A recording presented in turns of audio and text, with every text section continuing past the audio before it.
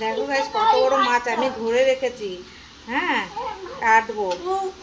এত বড় মাছের আজকে সুন্দর রেসিপি হবে। দেখো বড় মাগুর, এত বড় মাগুর মাছ দেখেছো? আমি কষ্ট করে ধরে রেখেছি, কাঁটাটা ভেঙেছি সবে ধরে রেখেছি চেপে।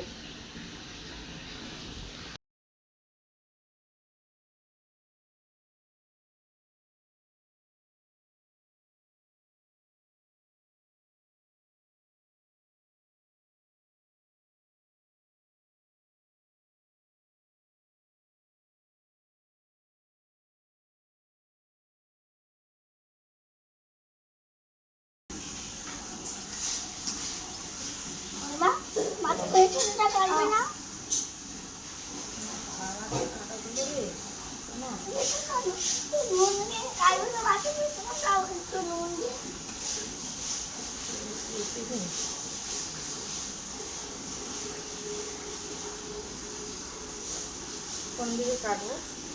এটা কাটতো মাথাটা, কাটতেই পারছি না।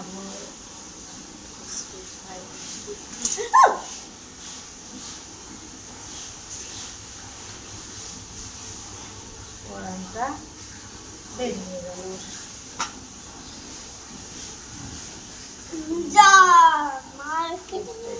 হয়ে গেছে।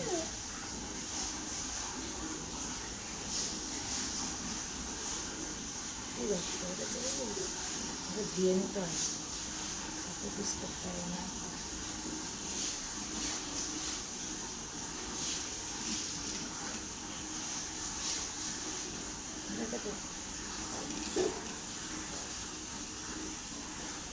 দেখলে মা কেটে ফেলেছে।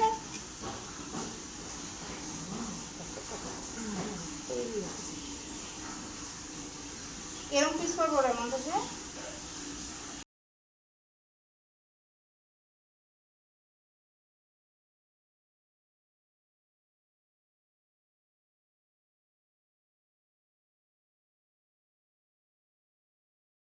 চারটে হয়েছে, একটা দুটো তিনটে চারটে।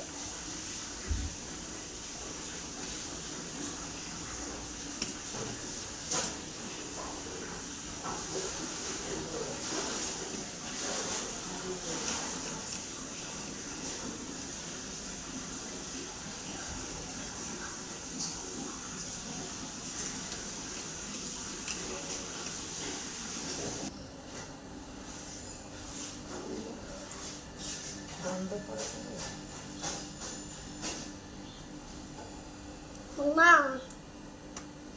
জানো আজকে আমি রাতে ফোনে গেছি, রতনমালির বাবা রেগে তাহলে কুমির হয়ে যায়।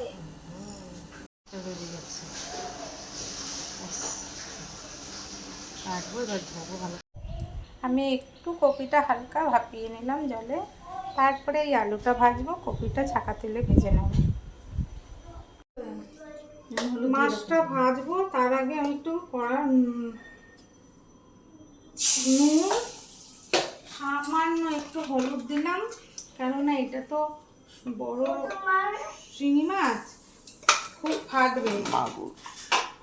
মানে শিঙি মানে বড় মাগুর, মাছটা ভাজবো তাই খুব ফাটবে, তাই তোমাদের বলছি একটু কড়াতে নুন আর হলুদ একটু দিলে মাছটা কম ফাটবে।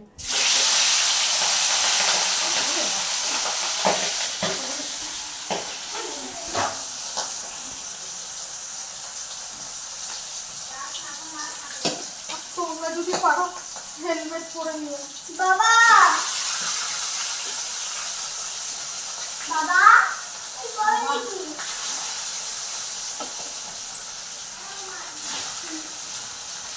তোমাদের পুরোনো হেলমেটটাকে মাথায় দিয়ে তারপর মাছ ভাজবে। আমার তো খুব ভয় লাগবে। একটু মাছটা অল্প ভাজবে, এটা টাটকা মাছ তো, টাটকা মাছ একটু অল্প ভাজতে হয়, জানো তো।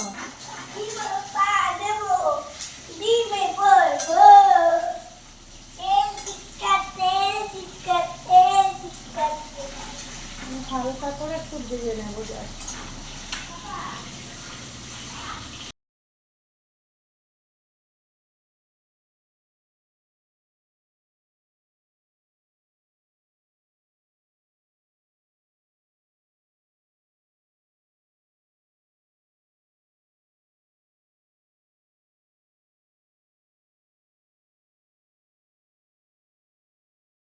মাছগুলো নামিয়ে নিচ্ছি।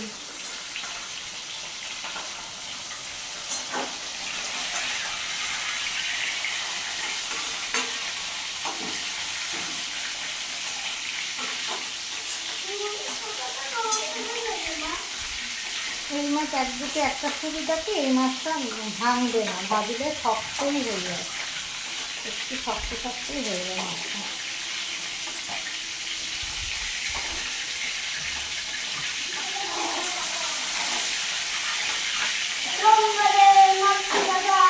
এই মাছের তেলে না আমি একটু ফুলকপিগুলো ভেজে নেবো, লাল করে ভেজে তুলে নেবো।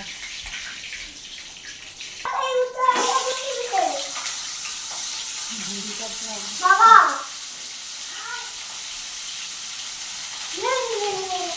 লাইটটা জ্বালা না, অন্ধকার থাকে, একটা জ্বালাটা তো কেমন থাকবে।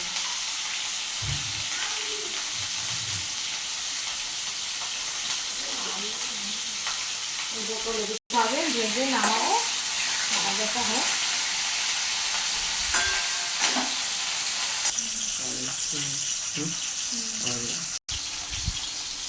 হয়ে গেছে, হয়ে গেছে। এখন লাল করে ভাজা আমাদের একটু তুলে নিচ্ছি, তারপরে আলুটা ভাজবো।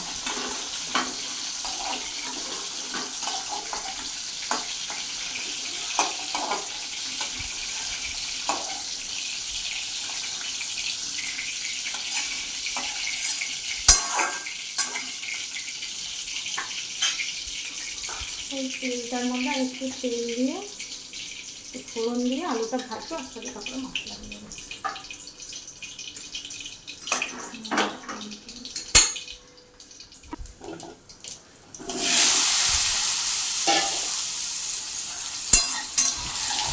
আলুটাও লাল করে ভেজে তুলে রাখবো।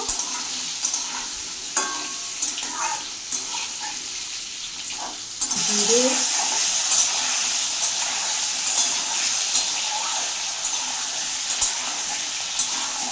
মশলাটা করে নিই।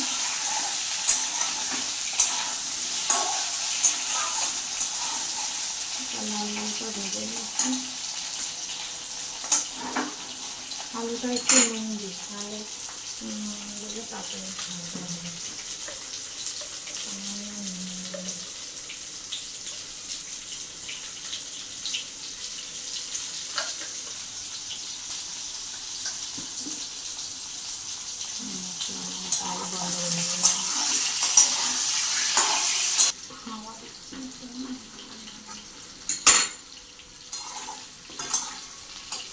নিয়েছি আদা, একটু জিরে, একটু রাঁধুনি, এই 2-3টে ছোট্ট ছোট্ট রসুনের কোয়া, আর এই যে কাঁচা লঙ্কা।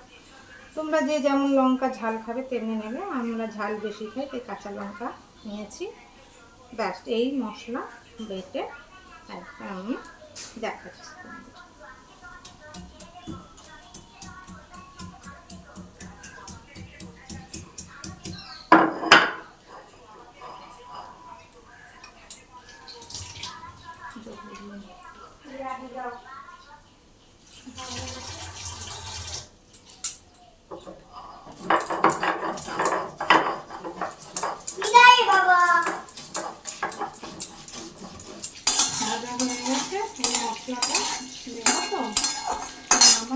আলুটাও ভাজা হয়ে গেছে, কপিটার পাশে আলুটা নামিয়ে রাখছি।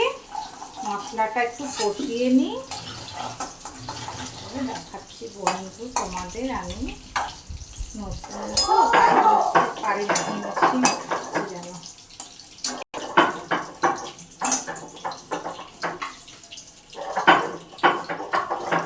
বলো। আমি মশলাটা একটুখানি ভেজে নিয়ে কষি আর আলুটা দিয়ে দেবো, আর গরম জল বসিয়েছি এক সাইডে দেবো।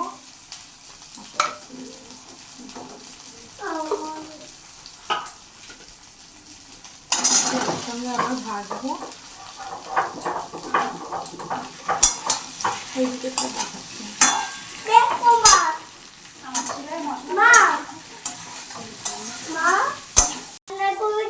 বলুন, জিরে বাটা, আদা বাটা আর একটু 2 কোয়া রসুন বলেছি, দিয়েছি। দেওয়ার পরে এবারে নুন দেবো, নুনটা আন্দাজ মতো নুন চিনি দিয়ে একটুখানি জল দিয়ে দেবো।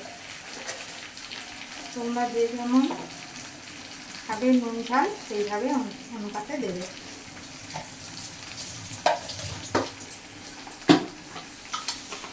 হলুদটা দেবো একটু, মশলার সাথে হলুদটা কম আছে, ব্যালেন্স করার জন্য সব কিছু ওখানে 2-4টে চিনি দানা দিতে হয়।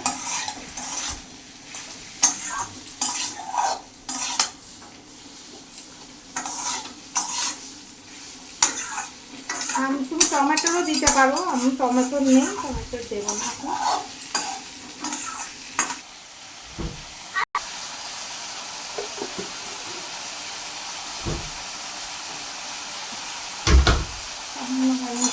চিনি দিলাম, জল দিয়ে ঢাকা দিয়ে রাখলাম। উষ্ণ গরম জল দিলাম। কপি তো সিজনের কপি হলে কোনো ব্যাপার না, সিজনের কপি তো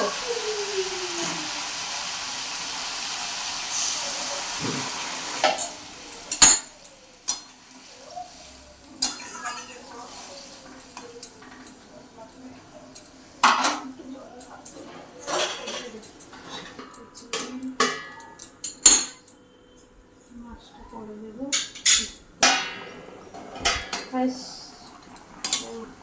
মাছটা ছাড়বো, আলুটা সিদ্ধ হয়ে গেছে, আলু সিদ্ধ হয়ে গেছে, চিংড়ি মাছগুলো সব ছেড়ে দিই।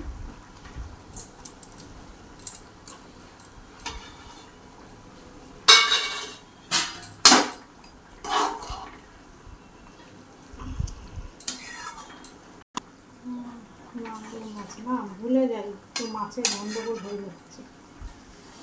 ঠিক আছে, ওকে গাইস, নামাবার আগে একটু তখন আমি তার আগে একটু ভাজা মশলা দিয়ে দিলাম আর ঢাকা দিয়ে একটুখানি দেখো মাছটা দিলাম, ধনে পাতা দিয়ে নামিয়ে দেবো, হয়ে যাবে।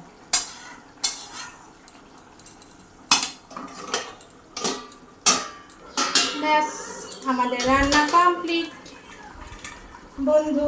এবার তরকারিটা নামাবো, তারপর একটু ধনে পাতা ছিটিয়ে দিলাম।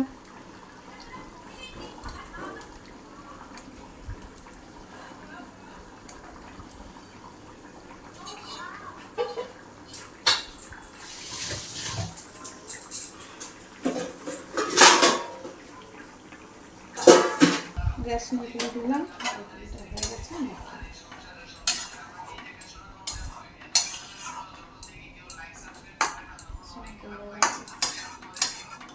সব গলে গেছে, এবারে মাছগুলো তলায় ঢুকে গেছে।